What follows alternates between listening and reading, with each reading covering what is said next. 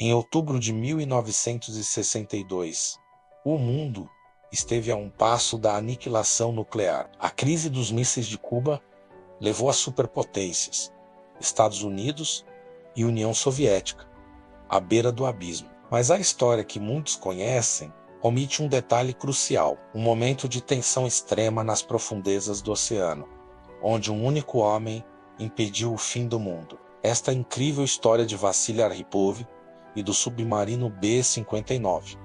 Para entender como chegamos a esse ponto, precisamos voltar um pouco após a tentativa fracassada de invasão da Baía dos Porcos.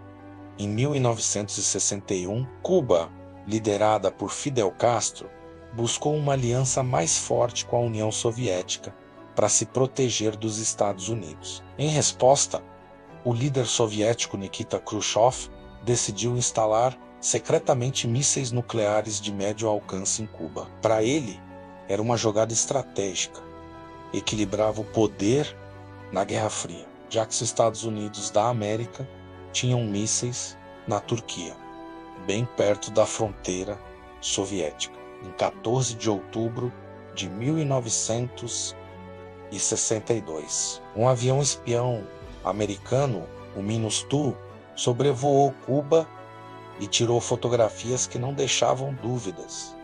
Bases de mísseis soviéticos estavam sendo construídas. A descoberta acendeu o alarme em Washington. O presidente John F. Kennedy foi informado e reuniu seu Conselho de Segurança, o ex-CUMEMI, para decidir o que fazer. As opções iam desde um ataque aéreo total a uma invasão, ambas com alto risco de retaliação soviética e guerra nuclear. Kennedy optou por uma abordagem menos agressiva, mas ainda assim firme, um bloqueio naval em torno de Cuba, que ele chamou de quarentena, para impedir a chegada de mais equipamentos militares soviéticos. Enquanto a tensão aumentava em terra e no ar, uma frota de 4 submarinos soviéticos da classe Foxtrot navegava secretamente em direção a Cuba. Cada um deles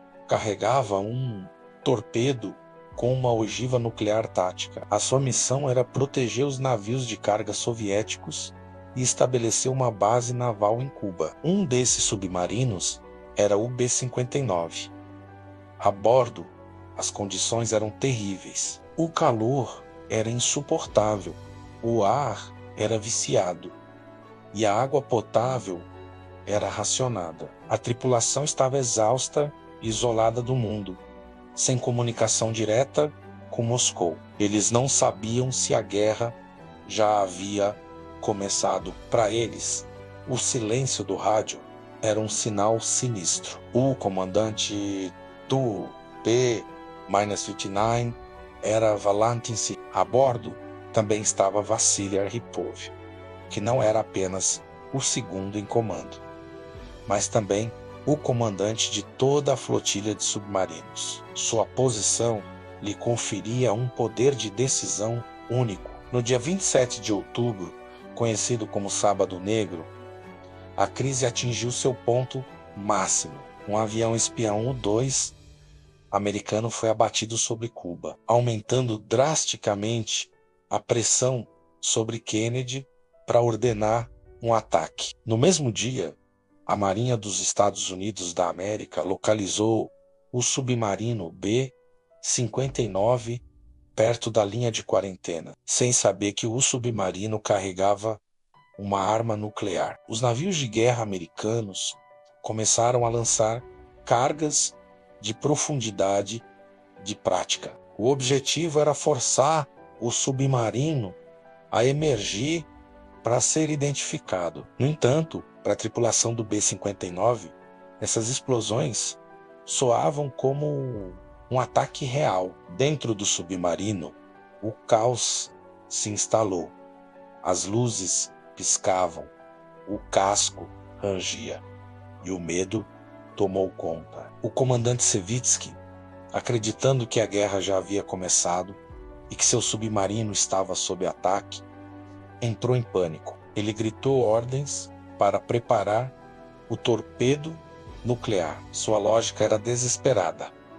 Se iam morrer, levariam os navios inimigos com eles. Para lançar o torpedo nuclear, era necessária a autorização unânime de 3 oficiais superiores a bordo: o comandante Sevitsky, o oficial político Ivan Maslenikov e o comandante da flotilha, Vassily Aripov.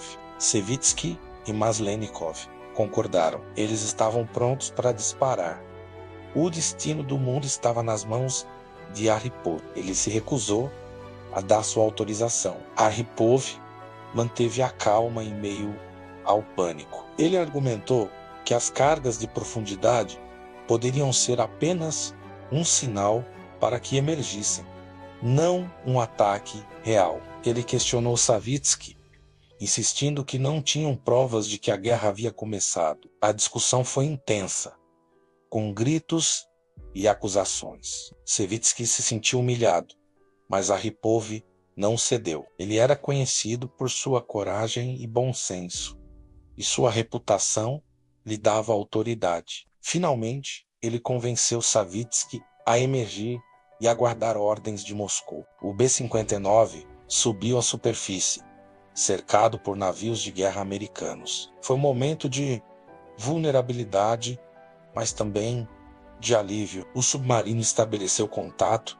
e, eventualmente, recebeu ordens para retornar à União Soviética. Sem que ninguém soubesse na época, a decisão calma e racional de Vassily Aripov, num submarino superaquecido e sob imensa pressão, evitou uma troca nuclear, que teria escalado para uma terceira guerra mundial. Enquanto isso, nos bastidores da diplomacia, negociações secretas entre Robert Kennedy, irmão do presidente, e o embaixador soviético Anatoly Dobrynin chegaram a um acordo. Os soviéticos removeriam os mísseis de Cuba em troca da promessa dos Estados Unidos da América de não invadir a ilha e de remover secretamente seus próprios mísseis da Turquia. No dia 28 de outubro, Khrushchev anunciou publicamente a remoção dos mísseis e a crise terminou. A história de Aripov permaneceu secreta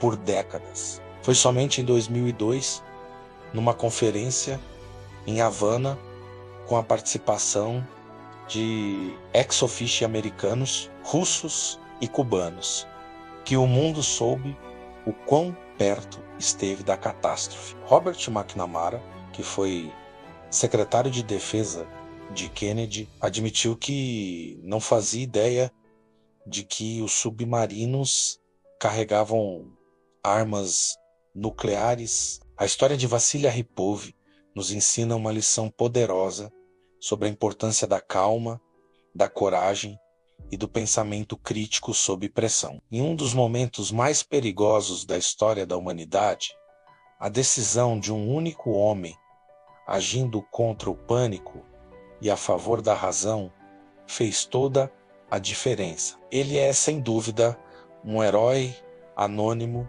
que salvou o mundo. Obrigado por assistir. Se você gostou deste mergulho na história, não se esqueça de deixar o seu like, se inscrever no canal e ativar o sininho para não perder os próximos vídeos. Até a próxima!